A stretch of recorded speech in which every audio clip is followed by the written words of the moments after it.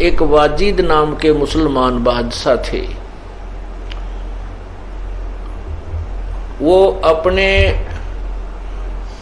अपने राजधानी से दूसरे शहर को जा रहे थे, अपने ही राज्य में।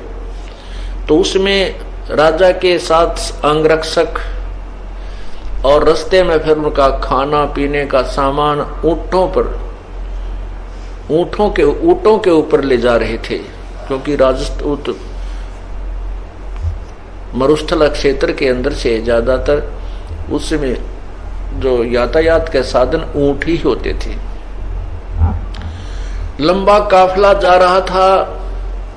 आगे से एक भीड़ी तंग रास्ते से गुजर रहे थे। लंबा काफिला था।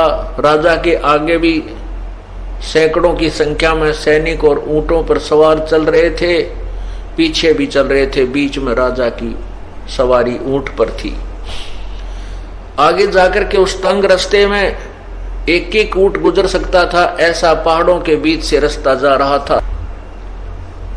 उसी तंग रास्ते के अंदर एक ऊंट की मृत्यु होगी और वो ऊंट बीच में गिर गया, रास्ता जाम हो गया, राजा का काफिला रुक गया। अब बादशाह ने कहा कि मेरा काफिला मेरी आज्ञा के बिना क्यों रोका गया, इसका कारण बताओ। अब उनके साथ जो मंत्री महामंत्री थे वो गए, उन्होंने जाकर देखा। वो आकर के वापस राजा को स्थिति बताई कि एक ऊंट की मृत्यु हो गई, उसको निकालने में राजन थोड़ा समय लगेगा, क्योंकि रास्ता बहुत तंग है, काफी लंबा एक तंग रास्ते से हम जा रहे हैं। राजा कहने लगा उस ऊंट को मेरे पास लाओ, वो क्यों मर गया मेरी आज्ञा के बिना। अब वो नौजवान राजा बना था, उसके हुक्म में सारे जो है ना राजा वो क्या नाम है सैनिक महामंत्री नु नाचा करते। तो उसने नो सोच रखा था सारा कुछ तेरी आज्ञा तो हो रहा है। तो उसने कहा कि मेरी आज्ञा के बिना ये ऊंट कैसे मर गया, उसको मेरे पास लाओ, बुलाकर उठाकर लाओ। तो सैनिकों ने मंत्रियों ने आज्ञा का पालन किया, उस ऊंट को घसीट के उठा के राजा के पास ला छोड़ा। राजा ने कहा कि ये कहां से मरा, दिखाओ। कान भी नो के नू, आंख भी ठीक है, मुंह भी पूरा है, हाथ टांग भी इसके ठीक है, ये मरा कैसे, कहां से मर गया।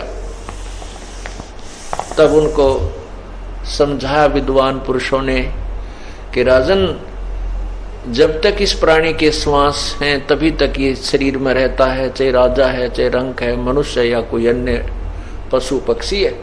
इसके श्वास इतने ही थे, इसका जीवन इतना ही था ऊंट का, अब आगे इसका जीवन नहीं था, परमात्मा ने इसके प्राण ले लिए। तो वाजिद ने कहा कि क्या हम भी मरेंगे। कहा जी ये तो हम भी मर जाएंगे, ऐसे ही कभी मर जाएंगे, कहा कभी भी मर सकते हैं, वो तो प्रभु की अल्लाह की रजा के ऊपर कभी भी उठा सकता है। तो बहुत एकदम उसको धक्का सा लगा। फिर यो क्या कहा जीवन भाई, आज मेरे ठाठ हैं और मैं अभी मर जाऊं तो मेरा क्या क्या है यहाँ पर। कहते हैं एक के चोट से धारिया जिन मिलन दाचा। उसी समय वापस आ गया कि चलो वापस, सारे काफिले को वापस लेके घर आ गया और अपनी पत्नियों से कह दिया कि अब हम चले यहां से। अब वो कहने लगा कि हम चले यहां से, सारी बांध सभी रानियां सब रोने लगी, बुरी तरह हाकार मच गया, हमारा क्या होगा, हमारा क्या होगा, कि कुछ भी हो, अब नहीं रुकेगा यहाँ पर, मैं जन्म और मृत्यु से पीछा छुटवाऊंगा। वाजिद बादशाह ने घर भी त्याग दिया, बालक भी छोड़ दिए, रानी भी त्याग दी। अब क्या किया, जंगल में जाकर के बैठ गया। अब जंगल में जाकर बैठ गया तो भूख भी लगे, गर्मी भी सतावे, वहां सारी व्यवस्था करनी पड़ी, झोपड़ी डालने लग गया। अब झोपड़ी भी डाली उसने। दिन में झोपड़ी में रहे और कभी एक गुफा भी बना ली, उस गुफा के अंदर बैठ के तप साधना करे। पुण्यात्माओं, जब तक इस जीव को सत साधना नहीं मिलती तब तक ये प्राणी ऐसे ही भ्रमित रहता है। जैसे आपने धन्ना भक्त के बारे में सुना है, तो धन्ना भगत जी को जो परमात्मा मिले, उनको तत्व ज्ञान समझाया, उससे पूर्व धन्ना भगत जी के पूर्व संस्कारों से, पिछले जन्म की भक्ति के कारण और तड़फ के कारण उसने कंकर बो दी थी बीज के स्थान पर, ज्वार के स्थान पर, क्योंकि बीज को उन्होंने एक भूखे साधुओं को खिला दिया था। और परमात्मा ने उस कंकर के स्थान पर उनके खेत में तुम्बे, बड़े बड़े तुम्बे होते हैं, जैसे वो तुंबों की बेल उगा दी। तुंबों के अंदर परिपक्व ज्वार, हर एक तुम्बे में एक बहुत बड़ा, तुम्बे इतने भारा भारा होते हैं जैसे आपने ये पेठा देखा हो, इस तरह के तुम्बे होते हैं, अंदर से बहुत खोखले होते हैं वो। तो उन सब में ज्वार भर दी, अर्थात सैकड़ों मन ज्वार परमात्मा ने बगैर बोए ही दे दी। उसके बाद परमात्मा मिले, उनको तत्व ज्ञान समझाया धन्ना भगत ने। फिर उसके बाद उस तत्व ज्ञान के आधार से कुछ साधनाएं की। तो उसमें धन्ना भगत उस वाजिद जी के पास चले गए। वाजिद जी के पास चले गए, वहां पर रुके 1-2 दिन। तो वाजिद जी ने कहा कि ए भक्त, आप भक्ति नहीं करते, आप काहे के भक्त हो, आप साधना कुछ भी नहीं कर रहे हो। धन्ना भगत कहता है, मैं साधना बहुत करता हूं। कि नहीं, तू झूठ बोलता है, तू धोखा दे रहा अपने आप को, तू भक्ति नहीं कर रहा है। वाजिद जी ने कहा, वाजिद जी क्या करते थे कि दिन में तो बाहर बैठ जाते थे झोपड़ी पर नो आकड़ के, बहुत समय तक, दिन में 1-2 घंटा ही वो बातचीत अन्यों से करते थे, और रात्रि के समय गुफा में चले जाते थे।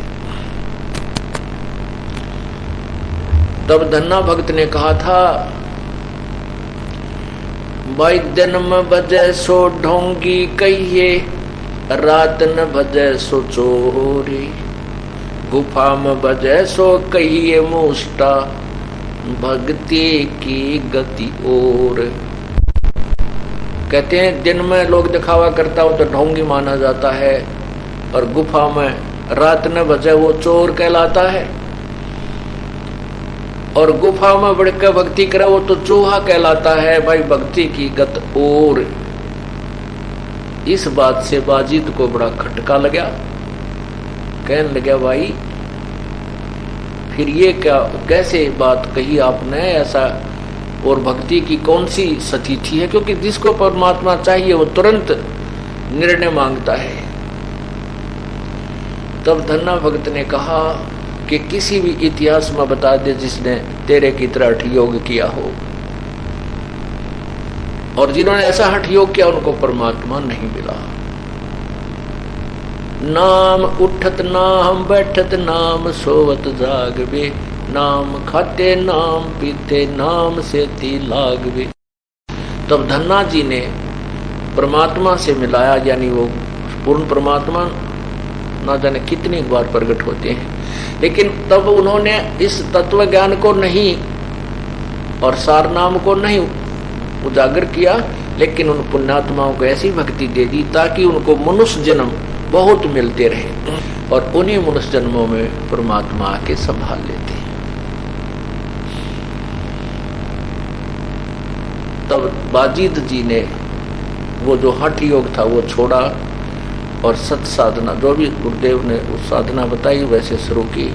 उसके बाद फिर वाजिद जी का फिर मनुष्य जन्म हुआ। कबीर परमेश्वर जब 600 साल यहाँ पहले 120 वर्ष भर रह के गए, तब फिर वही आत्मा उनसे मिली, उनका जन्म हुआ दोबारा। फिर कबीर परमेश्वर की शरण में आए, और तब वाजिद जी वाली आत्मा का यानी